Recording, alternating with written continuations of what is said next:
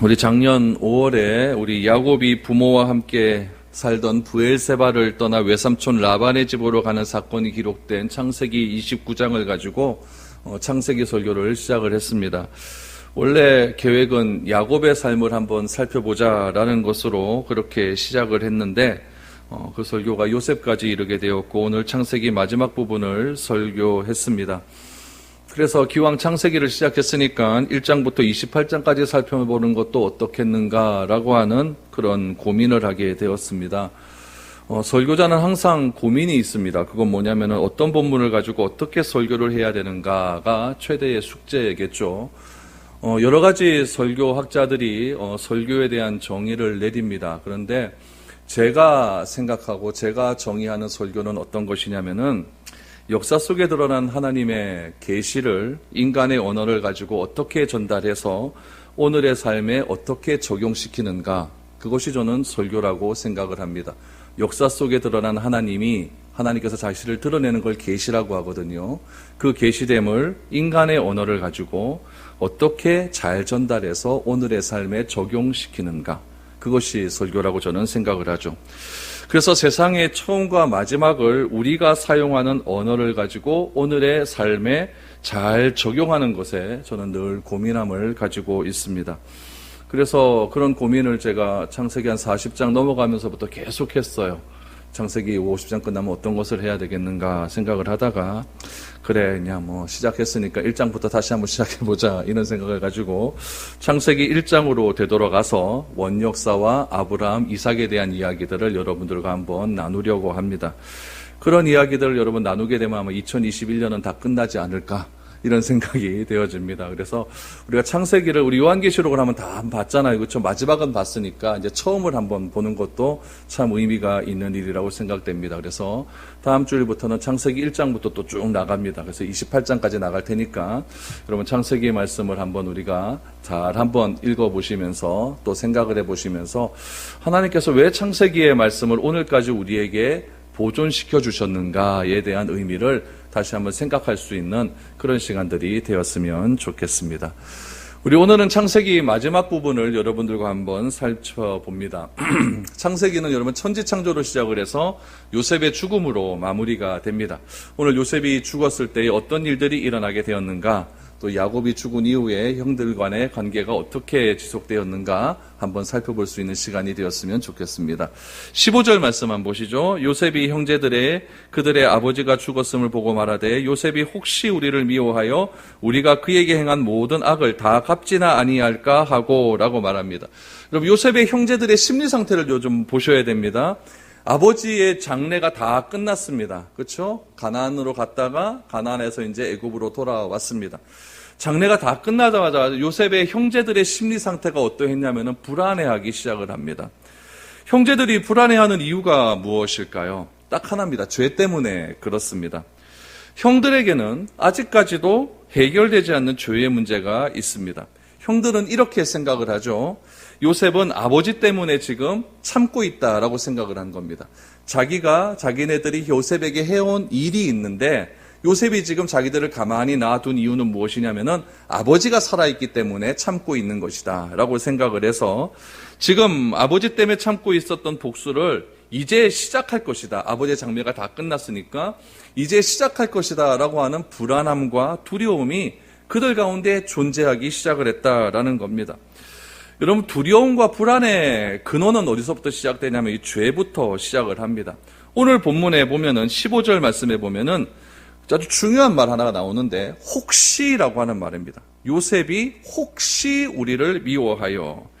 여러분 죄는 이 혹시라고 하는 것으로 우리를 굉장히 감싸 옳습니다. 혹시라고 하는 미래의 일에 대한 불안함과 두려움을 우리에게 늘 주는 것이죠. 여러분 이 혹시라고 하는 말은 무엇이냐면은 우리 앞에 있는 현실을 말하는 것이 아닙니다. 내가 경험하고 있는 현실을 얘기하는 것이 아니라 일어나지 않는 일에 대한 것들을 혼자서 생각하게 만드는 것이죠. 그런 생각 속에 불안함과 염려와 걱정에 사로잡혀 버리면은 여러분 헤어나오기가 너무나 힘듭니다. 나에게 일어나지 않는 일에 대한 염려에 붙들리게 되면은 여러분 제일 먼저 시작되는 게 뭐냐면 잠이 오질 않습니다. 잠이 오질 않고 그 잠이 오지 않는 가운데 아주 생각을 오만상 생각 다 합니다. 그러면서 생각의 끝은 뭡니까? 극단적인 거예요. 아주 일어나지 않는 일에 대한 극단적인 생각을 하게 되는 것이죠. 그래서 우리한테 오는 그런 우리 현대인의 질병 중에 하나가 우울증도 그래서 오는 것이고 공황장애도 그래서 오는 것이고 일어나지 않는 일에 대한 염려가 너무나 많이 있다는 이야기죠. 이런 일의 근거는 일어나지 않는 현실, 만약에 이러면 어떡할까? 혹시나 이러면 어떡할까? 아마도 그럴 것이다 라고 하는 미래에 대한 염려 때문에 자꾸 나에게 이런 일이 일어나게 되는 것이고 이런 일에 내 생각을 자꾸 부어버리게 되면은 굉장히 힘들어진다는 것을 알게 됩니다. 여러분, 요셉이 아버지 장례를 다 끝나고 나서 형들에게 무슨 행동을 취했습니까? 아무것도 취하지 않았습니다. 취하지 않았는데 형들의 마음 가운데는 애굽에 온 이후로부터 17년 동안 모이기만 하면 굉장히 불안한 거죠. 아버지 때문에 우리를 살려놓은 것 같은데 아버지가 돌아가시면 어떻게 할까? 막 불안불안하는 겁니다. 그리고 아버지 장례를 다 끝나고 나서 자기들끼리 또 모인 거죠. 또 모여가지고 어떻게 하면 좋을까? 어떻게 하면 좋을까? 이러다가 요셉에게 한 명을 보내는 거죠.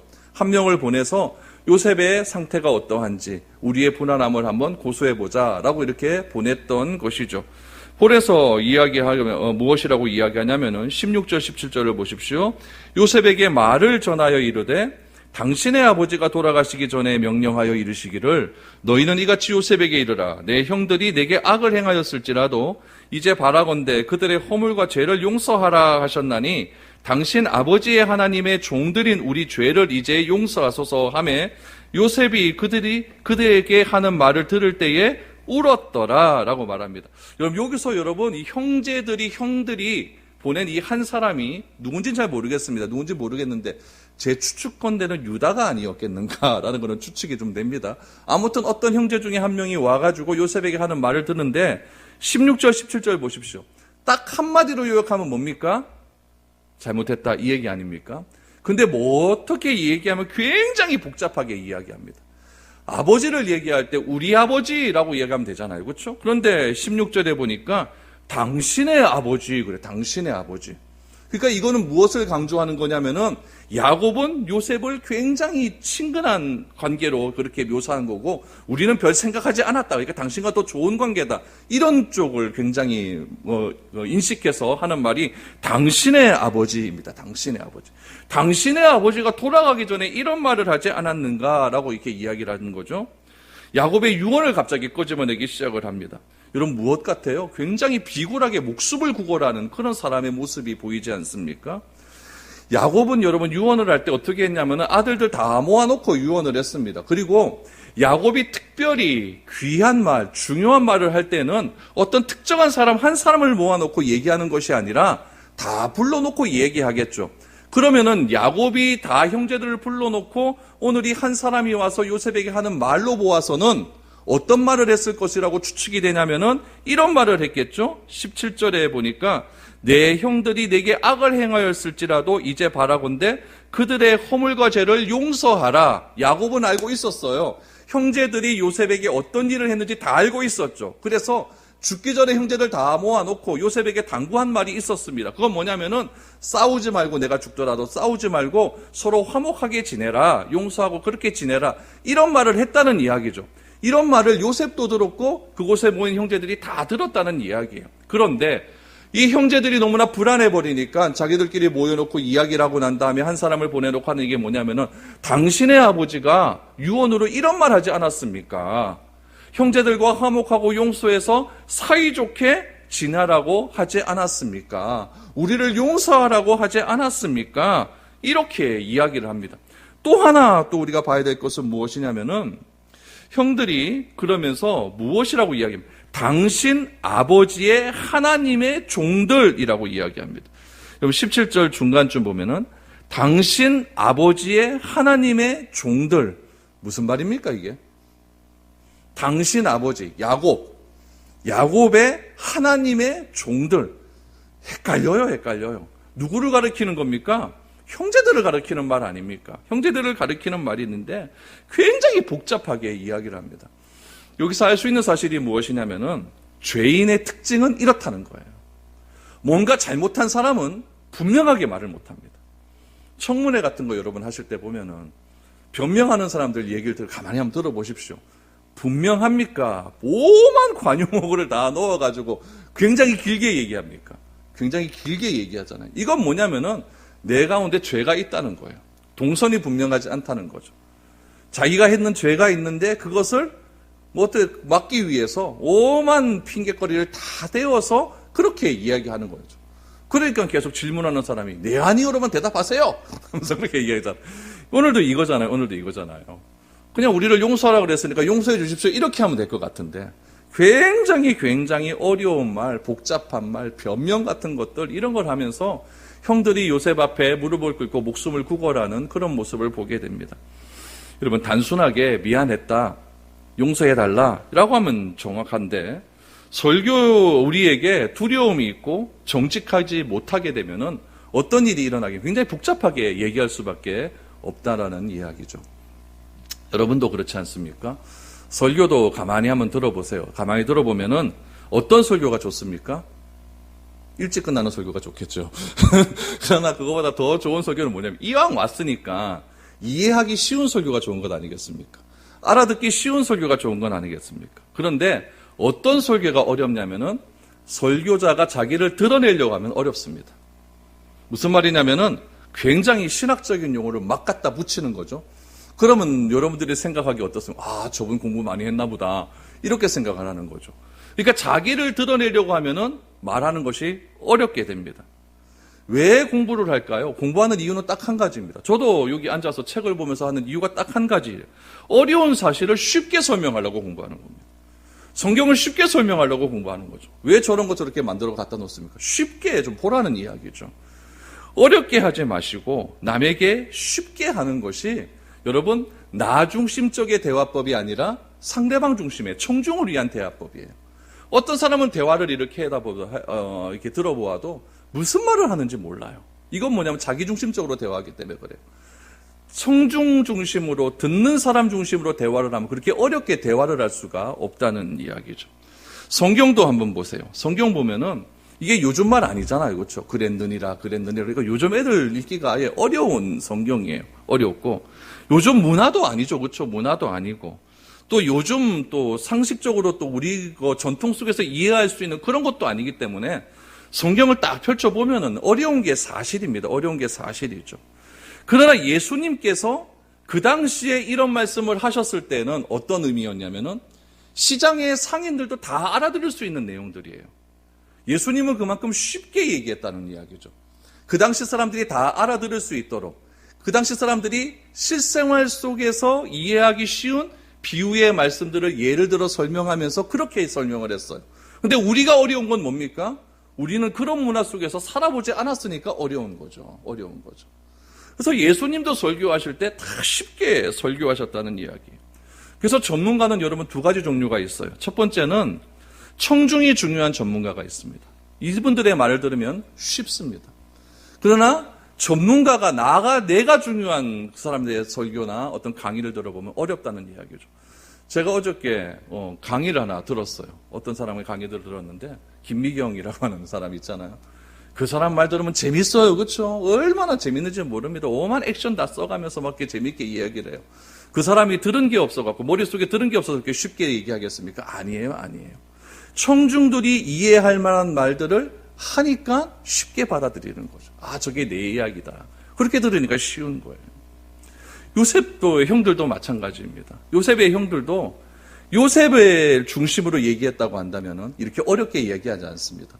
내 중심으로 내 핑계거리를 가지고 내가 이렇게 했기 때문에 어쩔 수가 없었다 이렇게 얘기하다 보니까 서론이 길어지는 것이고 핵심적인 말을 설명하는 데 있어서 장황하게 얘기를 하게 되는 거죠. 우리 아버지 하면 되지 왜 당신의 아버지 이렇게 얘기하고 그냥 우리 내다라고 이렇게 하면 되는 거지 당신의 하나님의 당신의 종들 무슨 이런 말을 해갖고 도대체 누군지 알아듣지도 못하게 하는 이유는 뭐냐면은 딱 한 가지입니다. 죄가 해결되지 않았기 때문이다라는 것이죠. 그러면 여러분 굉장히 이 형들의 마음들은 형제들의 마음은 복잡한 거예요. 지금 죄 때문에 복잡한 거죠. 해결되지 않은 죄 때문에 굉장히 복잡한 거죠. 이런 복잡한 형들의 마음을 요셉은 어떻게 받아들였을까요? 17절 하반절에 보니까 요셉은 그 말을 듣고 울었더라. 왜 울었을까요? 일단 요셉은 형들에 대한 사랑이 굉장히 많습니다. 형들의 사랑이 굉장히 많기 때문에 형들을 이미 다 용서를 했습니다.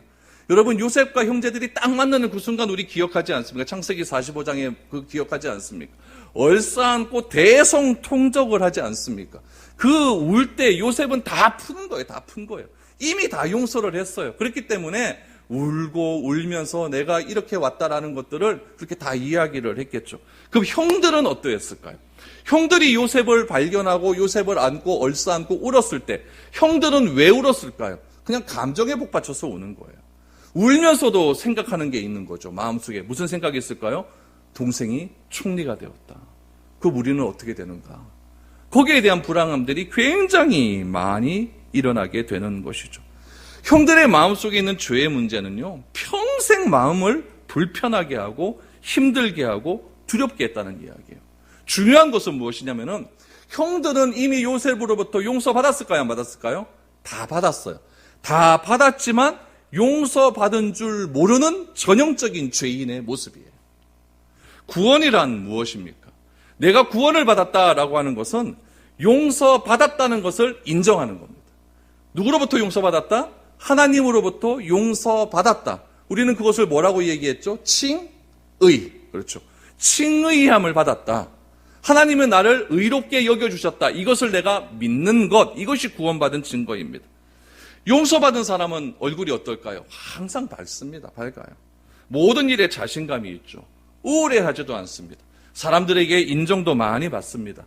관계가 좋습니다. 그러나 용서를 받았음에도 불구하고 용서받을 줄 모르는 사람은 늘 자격지심이 있습니다. 늘 남과 비교를 합니다. 그러니 마음속에 기쁨이 없죠.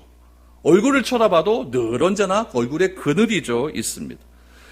오늘 본문 말씀을 통해서 하나님이 우리에게 하시고 싶은 말씀은 무엇이냐면은 너희는 다 용서받았다는 거예요.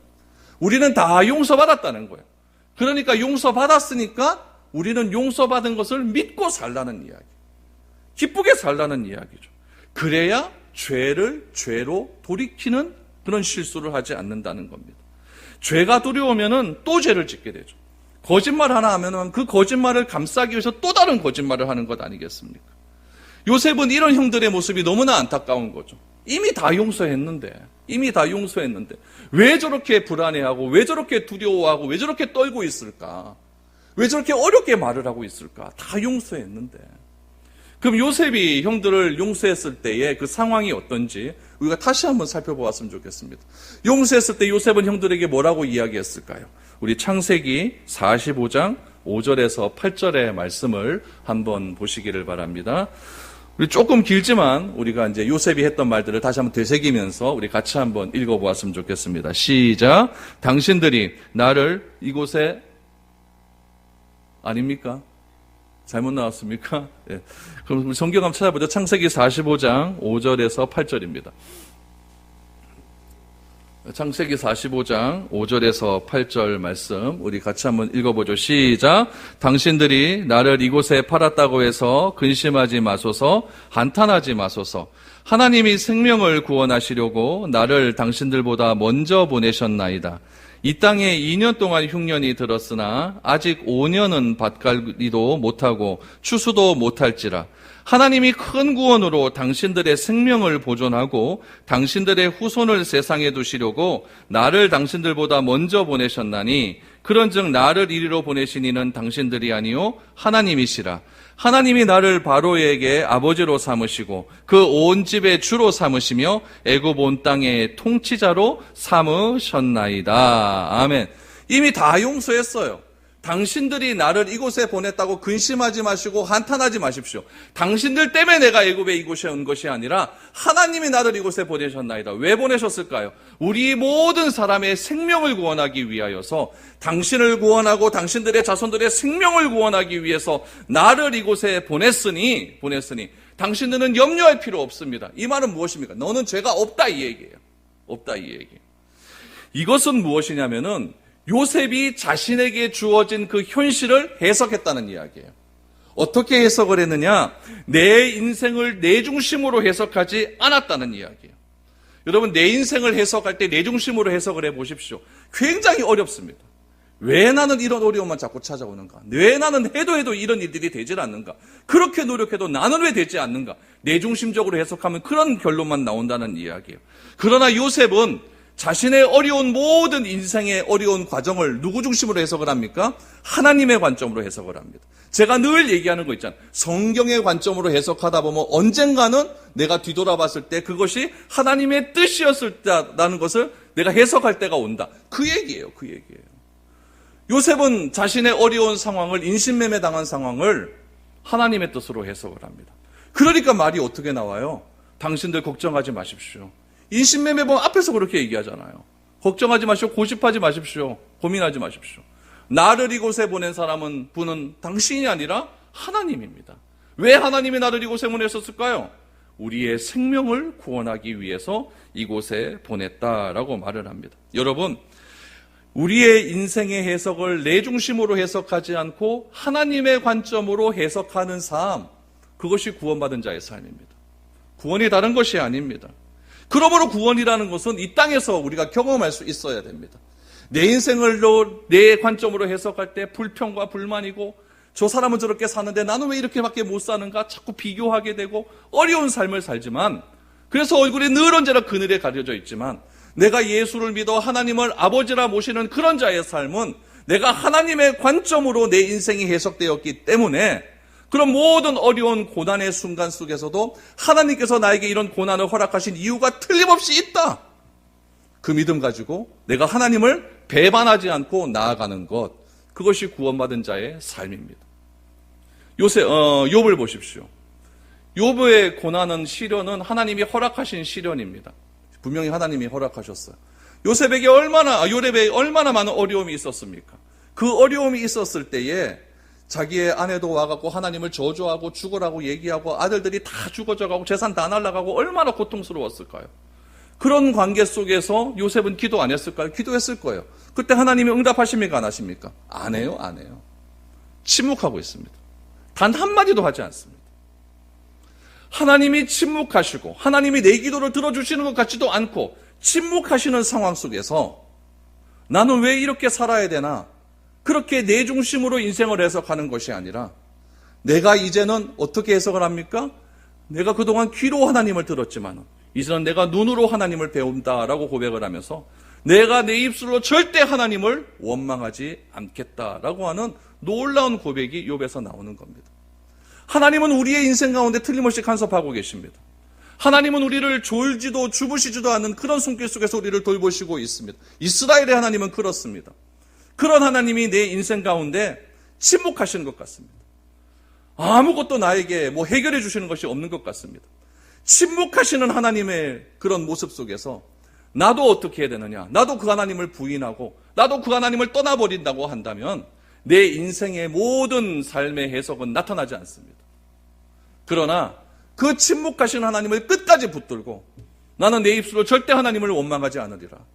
나는 끝까지 하나님을 붙들고 살겠다. 비록 내 상황과 형편이 지금 어렵다 할지라도 이 침묵 속에 계시는 하나님은 졸지도 주무시지도 않는 전능하신 하나님이다. 틀림없이 이유가 있을 것이다. 그 이유를 말씀을 통해 찾아가는 겁니다.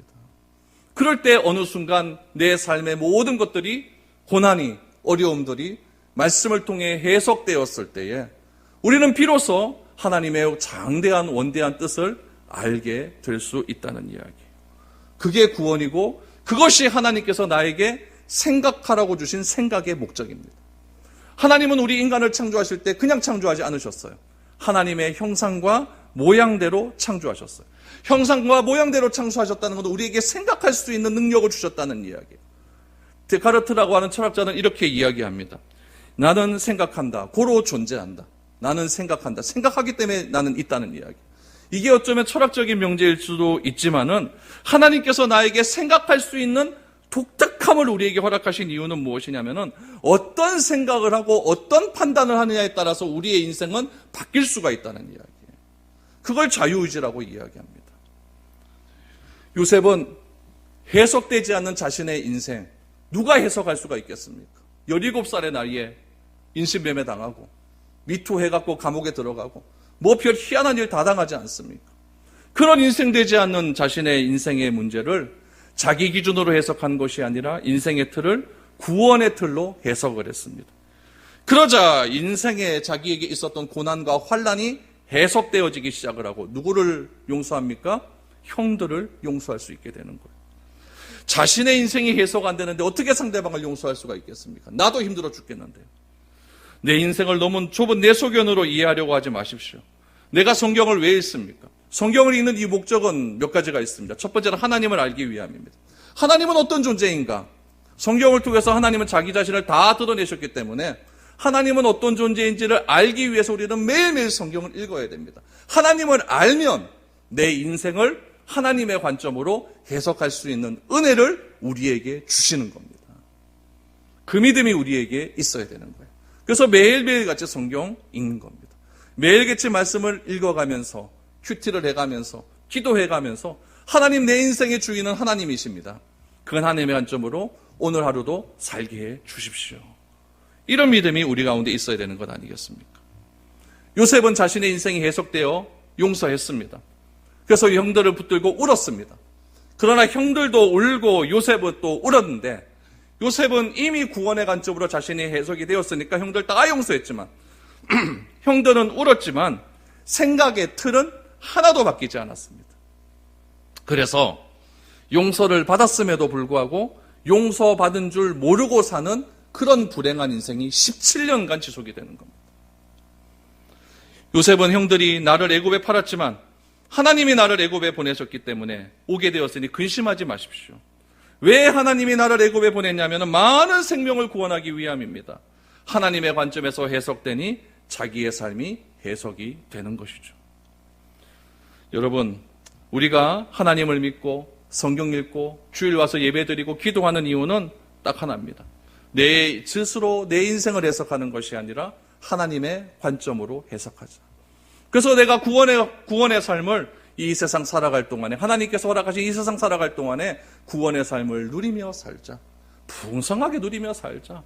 이런 자의 삶과 여러분 내 인생을 내 중심으로 해석해서 그렇게 사는 사람과 차이는 틀림없이 나게 될 겁니다. 똑같은 환경 속에서도 차이는 날 수 있다는 이야기죠. 그래서 나에게 주어진 인생을 수용하기 위해서 하나님을 믿는 겁니다. 그것이 구원의 삶이기 때문에 그렇습니다. 그렇게 되면 더 사랑하고 더 용서하는 삶을 살게 되는 거죠. 요셉이 왜 형들의 이야기를 듣고 웁니까? 이런 자기의 마음을 모르니까요. 이런 자기의 마음을 모르니까요. 우리가 하나님께서 이미 우리를 구원해 주셨고 용서해 주셨음에도 불구하고 내가 내 마음대로 산다면 하나님도 우십니다. 다 용서해 주었는데 내 아들까지 죽여가면서 용서해 주었는데 너희는 왜 용서한 것을 못 믿고 그렇게 힘든 삶을 살아가느냐. 하나님이 원하시는 것은 용서받았다는 것을 믿자라는 거예요. 그럴 때 우리의 삶은 은혜스러워집니다. 요셉이 형들의 말을 듣고 우는 이유도 여기에 있었습니다. 18절 19절을 보십시오. 더 웃긴 얘기가 나옵니다. 그의 형들이 또 친히 와서 요셉 앞에 엎드려 이르되 우리는 당신의 종들이니이다. 요셉이 그들에게 이르되 두려워하지 마소서 내가 하나님을 대신하리이까. 웃긴 얘기가 나오죠. 이 대표에서 왔던 사람이 요셉에게 딱 자기 얘기를 했더니 요셉이 울었습니다. 그러니까 형들에게 다시 가는 거죠. 형제 가가지고 아이고 야야 이거 희한하대. 말을 했더니 용서해달라고 말했더니 울더라. 그러니까 이제는 어떻게 하느냐. 혼자 보내는 것이 아니라 무르르 떼거리로 몰려오는 겁니다. 떼거리로 몰려와서 요셉 형들이 또 친히 와서 요셉 앞에 엎드려서 뭐라고 얘기합니까? 우리는 당신의 종들입니다. 나를 죽여주시옵소서. 이 얘기 아닙니까? 두려움에 떨고 있는 거예요. 원인은 뭐다? 죄 때문이다. 용서받았음에도 용서받은 것을 믿지 못하면 이게 두려운 삶을 살게 되는 겁니다. 요셉은 그걸 다 알고 있어요. 그래서 형들에게 이야기합니다. 19절에 보니까 두려워하지 마소서. 내가 하나님을 대신하리이까. 딱 두 마디입니다. 여러분 이것이 구원의 본질입니다.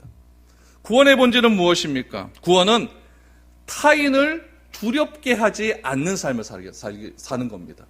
나로 인하여서 다른 사람이 나 때문에 두려움이 없는 것, 평안함을 느끼는 것, 그것이 구원받은 자의 삶입니다. 구원받은 자는 무엇이냐? 하나님의 자리에 인간이나 다른 물질을 올려놓지 않는 것. 하나님의 자리에 돈을 올려놓지 않는 겁니다. 하나님의 자리에 내가 올라가지 않는 겁니다. 하나님의 자리에 권력이 올라가지 않는 겁니다.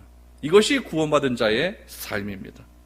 그래서 내가 어떤 상황에 처해 있다 할지라도, 내가 힘든 상황에 처해 있는데 하나님이 침묵하고 있다 할지라도 하나님을 믿고 하나님을 부인하지 않고 내가 하나님의 자리에 올라가서 내 마음대로 하겠다고 행동하지 않는 것, 그것이 구원받은 자의 삶입니다. 그래서 구원받은 자는 구원을 전할 수가 있습니다. 뭘로 전할까요?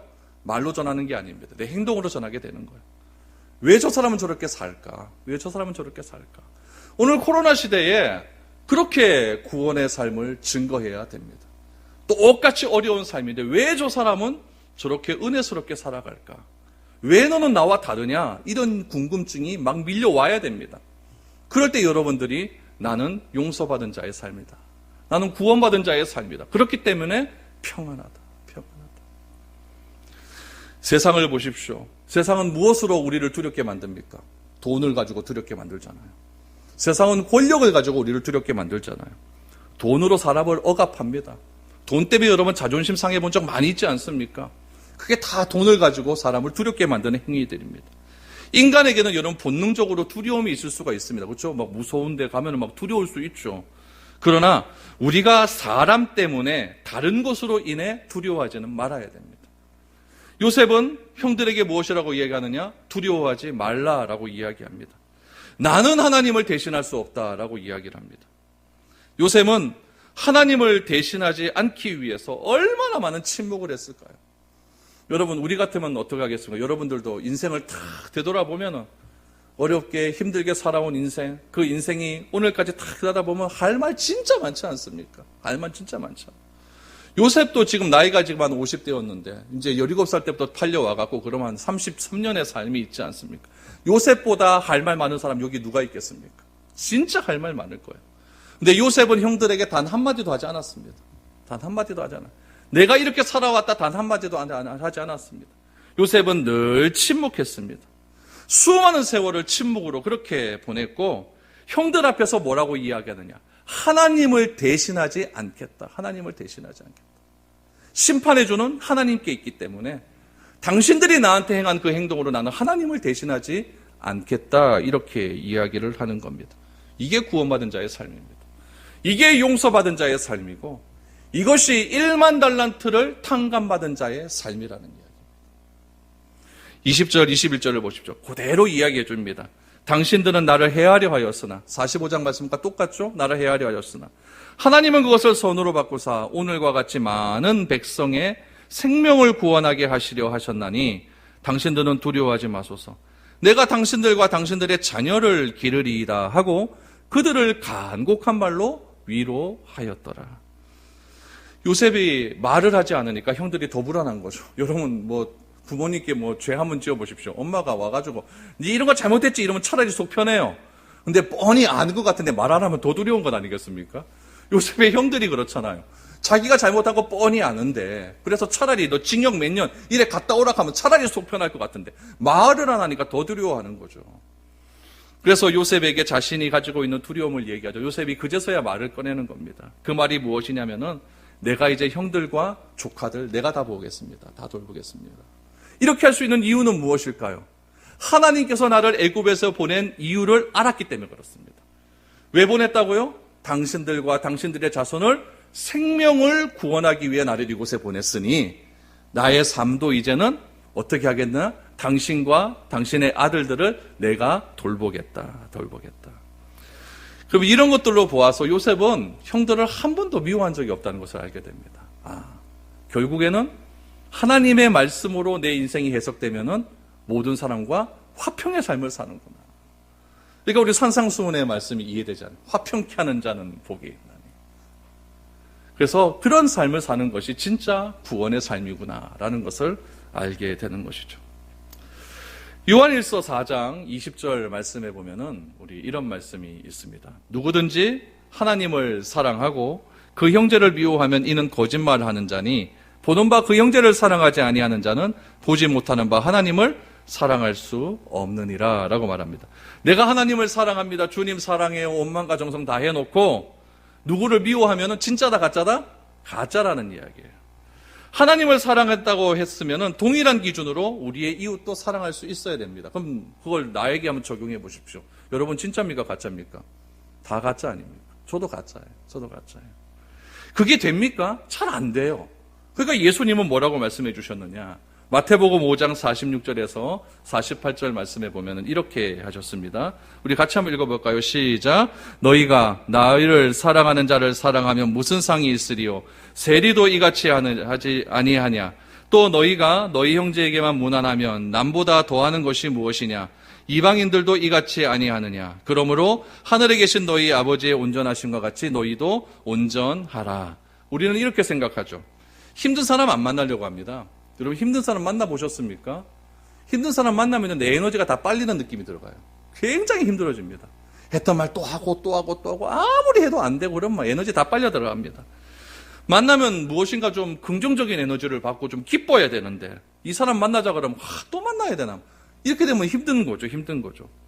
그런데 그런 사람들도 우리가 뭐 힘들어 하는데 우리는 그럼 누구를 만나려고 하느냐? 내가 좋은 사람만 만나려고 하지 않습니까? 그렇죠? 그러면 우리는 어떻게 생각하느냐? 나에게 긍정적인 에너지 주고 내가 만나면 좋은 사람 만나기도 시간 없는데 내가 굳이 그런 사람까지 만나서 내 힘 뺄 필요가 뭐가 있느냐? 그렇게 생각을 해요. 근데 가만히 보니까 성경에 보니까 그렇게 하지 말라 그래요.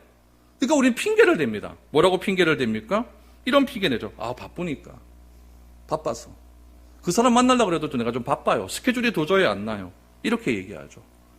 저도 솔직히 그렇습니다. 목사라고 뭐 다 그런 거 저도 솔직히 그래요. 그런데 여러분 세상에 속담도 이런 속담이 있어요. 미운 사람은 뭐 해라? 떡 하나 더 준다. 미운 사람 떡 하나 더 준다를 여러분 깊이 한번 속담의 의미를 생각해 보세요. 미운 사람이 있으면 더 많은 관심과 더 많은 사랑을 대해주라라는 의미 아니겠습니까? 우리나라 속담도 이런 말이 있는 거예요. 예수님은 뭐라고 말씀하시냐? 우리가 원수를 사랑할 수 있는 능력이 있습니까? 없습니까? 없어요. 없어요. 그런데 그런 능력은 없지만 혹시라도 내 안에 미운 감정이 들여왔을 때 나에게 미운 감정이 있는 그 사람을 내버려 두는 것이 아니라 소통의 길이라도 열 수 있도록 노력은 해야 된다. 이런 말씀입니다. 왜냐하면 오늘 본문에 세리도 그렇게 하느니라. 이방인이 아닙니까? 예수님을 모르는 사람도 그렇게 한다는 이야기. 너희가 손가락질을 하는 그 사람도 그렇게 한다는 이야기예요. 그러니까 우리들도 그런 세상과 똑같아지지 않으려고 한다면은 나에게 어려움을 주고 힘들게 하고 에너지 빨리는 그런 사람들도 소통의 길은 열어놔야 된다. 그 사람이 나에게 차 한잔 먹자 그러면 시간 없어 이렇게 하지 말고 알겠다 내가 커피 하나 살게. 이런 소통의 길은 열어놔야 된다. 이런 말씀이 나는 거죠. 요셉의 형들이 요셉에 대한 마음을 알지 못하고 있으니까 요셉은 이후에 어떻게 시간을 보냈을까요? 형들을 더 원망했을까? 아니에요. 제가 가만히 생각해보면 형들 더 자주 만났을 것 같아요. 조카들 더 자주 만났을 것 같아요. 그러면서 무슨 말 해주었을까요? 야곱과 똑같은 말 해주었을 겁니다. 우리가 구할 것은 애굽이 아니라 가나안 땅이다. 우리는 저 먼 가나안을 향하여서 그렇게 한 걸음 한 걸음 가야 된다. 이런 얘기를 많이 해주면서 그렇게 요셉은 살았을 것입니다. 22절, 23절을 보십시오. 요셉이 그의 아버지 가족과 함께 애굽에 거주하며 110세를 살며 에브라임의 자손 3대를 보았으며 므낫세의 아들 마길의 아들들도 요셉의 스라에서 양육되었더라. 야곱은 요셉의 아들이었던 에브라임과 므낫세를 양자로 삼지 않았어요? 동등한 위치에 두었잖아요. 이 두 아들이 어떻게 되었는지가 나옵니다. 이 두 아들 중에 에브라임은 애굽에서 자손 3대를 보았다는 거예요. 많은 자손을 보았죠. 특별히 므낫세의 아들 마길이라는 사람이 있었는데 이 마길도 아들을 낳았는데 어디서 컸느냐? 요셉의 스라에서 컸다는 거예요. 이 말은 뭐냐면은 이 마길의 아들들을 요셉이 양자로 입적했다는 이야기예요. 그러니까 아버지와 똑같이 자기들도 마길의 아들을 양자로 입적을 해서 그렇게 요셉의 손에서 키웠다라고 하는 의미입니다. 그런데 요셉이 몇 살을 살았냐고 이야기하냐면 110세를 살았다고 얘기합니다. 요즘으로 보면 장수인 거지만은 자기 믿음의 손주들을 보면은 조금 모자르게 산 것 같아요.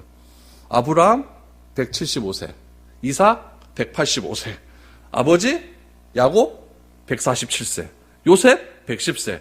좀 덜 산 것 같아요. 왜 이렇게 되었을까요? 요셉은 그만큼 고난한 삶을 산 겁니다. 젊은 시절 얼마나 고생 많이 했으며 평균 수명도 못 살고 그렇게 죽었겠습니까? 그러나 여러분, 여기서 우리가 알 수 있는 사실은 무엇이냐면은 요셉은 물리적인 시간은 110년 살았지만은 이들보다 더 많은 시간을 살았습니다. 우리가 이렇게 얘기하잖아요. 24시간을 어떤 사람은 48시간처럼 사는 사람이 있고 24시간을 어떤 사람은 10시간처럼 사는 사람이 있다고 얘기합니다. 요셉은 24시간을 48시간처럼 살았어요. 늘 언제나 사람을 돌보고 하나님께서 나에게 주신 그 생명을 구하라고 하는 그 이유로 애굽에 나를 보내주셨는데 나는 그럼 어떻게 살아야 되는가?